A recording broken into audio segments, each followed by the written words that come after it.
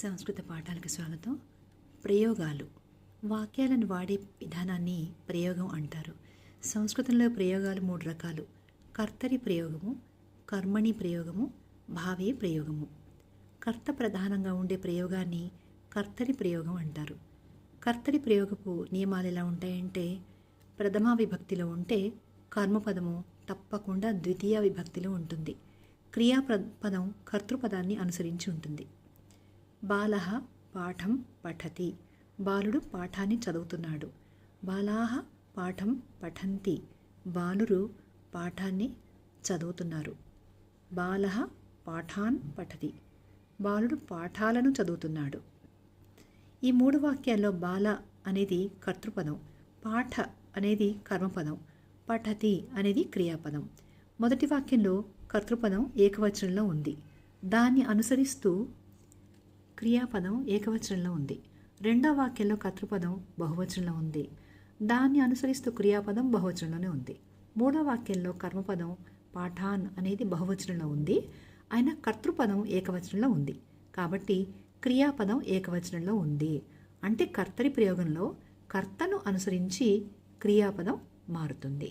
కర్మపదం మారినా క్రియాపదం మారదు. కర్తరి ప్రయోగంలో కర్మపదం తప్పనిసరిగా ఉండాలి అనే నియమం లేదు. ఉదాహరణకి అగ్రజః గచ్చతి, అన్న వెళుతున్నాడు అనే వాక్యం కర్తరి ప్రయోగంలోనే ఉంది, అయినా కర్మపదం లేదు. కర్తృ క్రియాపదాలు మాత్రమే ఉన్నాయి. అంటే మన ఇంగ్లీష్లో చెప్పాలంటే సబ్జెక్ట్, ఆబ్జెక్ట్, వర్బ్ అన్నట్టుగా ఇక్కడ ఏముందంటే మనకి కర్తృ అంటే సబ్జెక్ట్, క్రియాపదం అంటే వర్బ్ మాత్రమే ఉంది, ఆబ్జెక్ట్ లేదనమాట. కర్మపదం అంటే ఆబ్జెక్ట్ లేదు. వెళుతున్నాడు అంటే అందులో అక్కడ ఆబ్జెక్టు ఏమీ లేదు కదా, ఓన్లీ సబ్జెక్టు వర్బ్ మాత్రం ఉన్నాయి.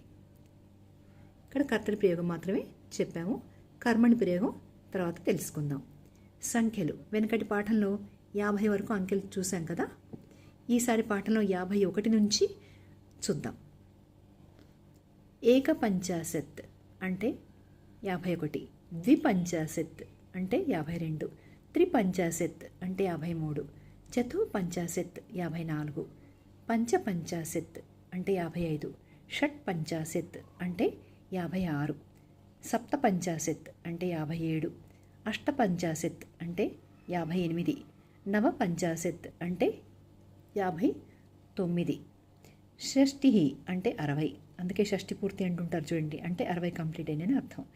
ఏకషష్ఠి అంటే 61, ద్విషష్ఠి అంటే 62,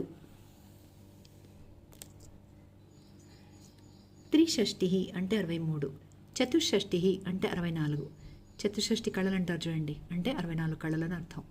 పంచషష్ఠి 65, షష్ఠి 66, సప్తషష్ఠి 67, అష్టషష్ఠి 68, నవషష్ఠి 69, సప్తతి అంటే 70, ఏకసప్తతి 71, ద్విసప్తతి 72, త్రిసప్తతి 73, చతుస్సప్తతి 74, పంచసప్తతి 75, షట్సప్తతి 76, సప్తసప్తతి 77, అష్టసప్తతి 78, నవసప్తతి 79, అశీతి 80, ఏకాశీతి 81, ద్విశీతి 82, త్రయశీతి 83, చతురశీతి 84, పంచాశీతి 85, షడశీతి 86, సప్తాశీతి 87, అష్టాశీతి 88, నవాశీతి 89, నవతి 90, ఏకనవతి అంటే 91, ద్వినవతి 92, త్రినవతి 93, చతుర్నవతి 94, పంచనవతి 95, షణ్ణవతి 96, సప్తనవతి 97, అష్టనవతి 98, నవనవతి 99, శతం అంటే 100. ఇక్కడితో ఈ వీడియో పూర్తి చేద్దాం. తర్వాత పాఠాలు మళ్ళీ నెక్స్ట్ వీడియోలో.